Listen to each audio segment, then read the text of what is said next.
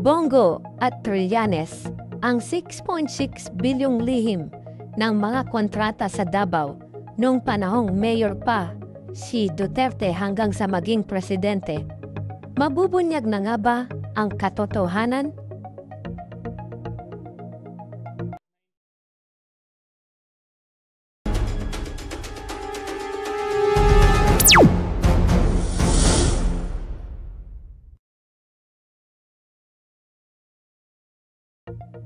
Sa gitna ng maingay na mundo ng politika sa Pilipinas, muling lumutang ang pangalan ni Senator Christopher Bongo, ang dating matapat na aide ni Rodrigo Duterte, sa isang isyung bumabalot sa bilyong-bilyong kontrata ng gobyerno sa Davao Region. Ang tanong, nagpasiklab ng apoy. Walang iba kundi ang dating senador at kilalang matapang na kritiko ng Duterte administration, si dating Senator Antonio Sani Trillanes IV. Ang unang pagsasampa ng kaso, noong Hulyo 5, 2024, nagsampa si Trillanes ng plunder at draft complaints sa Department of Justice labang kay Bongo, dating Pangulong Rodrigo Duterte, at ilang miyembro ng pamilya Go. Ayon sa reklamo, si Bongo at ang kanyang pamilya ay umano'y nakinabang sa halos 6.6 bilyong halaga ng mga proyekto ng gobyerno. Karamihan ay mga flood control at infrastructure project sa Davao Region na napunta sa mga kumpanyang may kaugnayan sa pamilya ni Bongo. Pinangalanan sa reklamo ang mga kumpanyang CLTG Builders, pagmamayari ng ama ni Bongo na si Desiderio Go, at ang Alfredo Builders na sinasabing konektado sa half-brother ni Bongo. Sinabi ni Trillanes na sa pagitan ng 2007 hanggang 2018, may mahigit 184 kontrata ang nakuha ng mga kumpanyang ito sa ilalim ng Department of Public Works and Highway o DPWH na pinanghahawakan ngayon ni Trillanes. Ang ugnayan ng mga Go at ng mga Diskaya.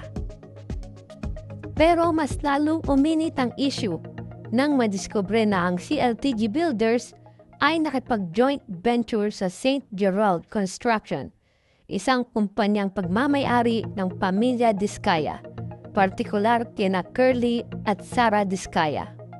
Ang St. Gerald ay isa sa mga pinakamalalaking kontratista sa bansa na nakakuha ng mga proyekto mula sa administrasyon ni Marcos Jr. at dating Pangulong Duterte o Duterte government.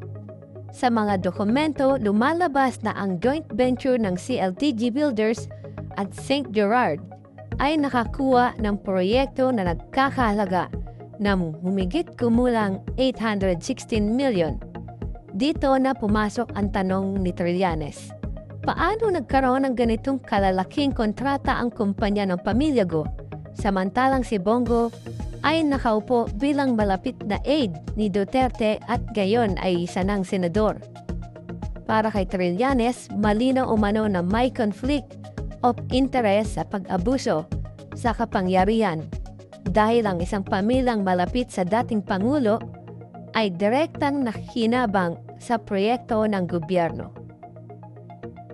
Ang ombudsman sa ilalim ni Samuel Martinez.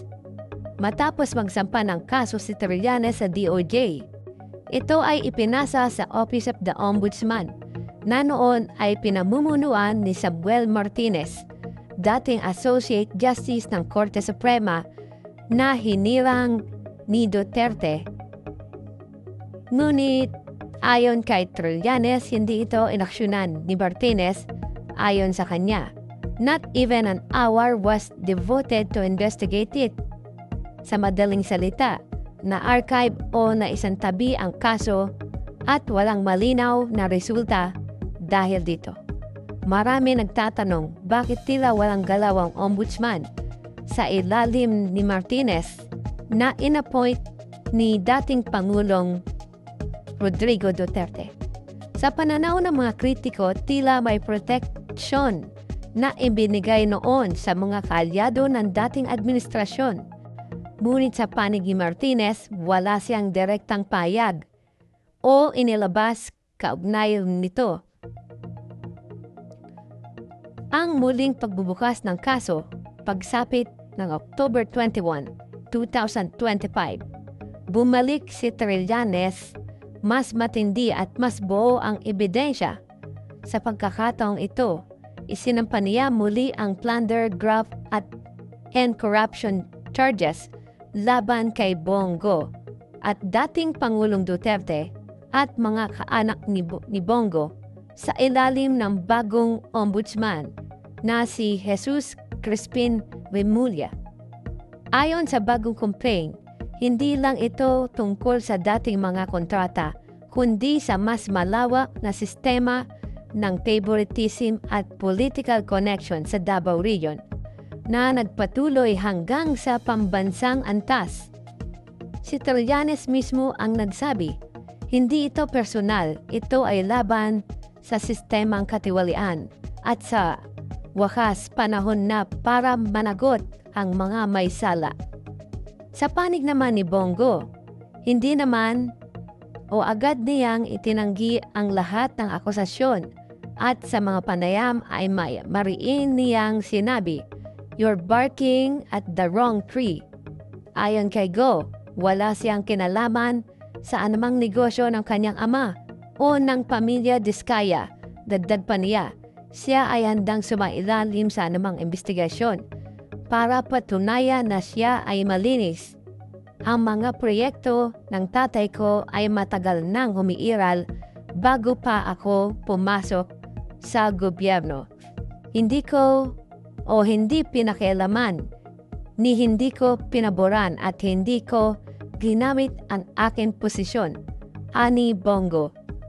Ngunit tila hindi lingid sa kalaman ni Bongo na ang pagpasok ng pamilya sa isang gobyernong kontrata ay isang labag sa batas. Ang ugnayan ng mga negosyo at politika. Subalit para sa mga taga-subaybayan ng politika, nananatiling malaking tanong, bakit tila iisa ang mga kumpanyang nakakakuha ng malalaking proyekto sa ilang rehiyon? At bakit kadalasan konektado sila sa mga kilalang personalidad sa gobyerno? Ang ugnayan ng pamilya ni Bongo at ng Diskaya family ay sinasabing halimbawa ng interlocking network ng negosyo at politika, kung saan ang impluwensya ay nagiging puhunan para malalaking kontrata ang makuha sa gobyerno. Ang mensahe ni Trillanes sa publiko, sa harap ng media, sinabi ni Trillanes, hindi ito simpleng intriga, ito ay laban para sa katotohanan at justisya. Hindi dapat natakpan ng takot o impluwensya ang paglabag sa batas. At sa kanyang payag, inihayag niya na patuloy niyang ipaglalaban ang transparency sa mga proyektong pinupondohan ng kaban ng bayan. Sa ngayon, patuloy ang investigasyon sa bagong isinampang kaso sa ombudsman ni Trillanes habang ang kampo ni Bongo ay buo ang paninindigan na wala siyang kinalaman sa kontratang pinasok ng kanyang pamilya at ng pamilya Diskaya. Si Trillanes naman ay buo sa layuning may pakita sa publiko ang anyay pattern of corruption na dapat mapanagutan o mapanagot. Sa uli, hindi lang ito laban ng dalawang senador. Ito ay pagsubok sa tiwala ng mga Pilipino sa kanilang mga lider kung may pananagutan ba ang bawat isa, kahit gaano pa siya kalapit sa kapangyarihan. Kung totoo man ang mga aligasyon, dapat managot. Pero kung hindi, dapat may paliwanag ng malinaw at humarap. Dahil sa bandang dulo, ang bilyong-bilyong pondong ito ay pera ng taong bayan. Ano sa palagay mo ang isyong ito? Naniniwala ka bang walang kinalaman si Senator Bongo sa kontratang pinasok ng kanyang pamilya na joint venture sa mga diskaya sa mga maanumalyang flood control na pinondohan ng gobyerno ng bilyong-bilyong piso? May tinatago ba ang sistemang nakinabang ang kanilang pamilya at ang pamilya diskaya sa proyekto ng gobyerno? I-comment mo sa ibaba at huwag kalimutang i-like, i-share at mag-subscribe para sa mga bagong balita at istorya ng katotohanan sa politika dito sa ating bansa. Maraming salamat po.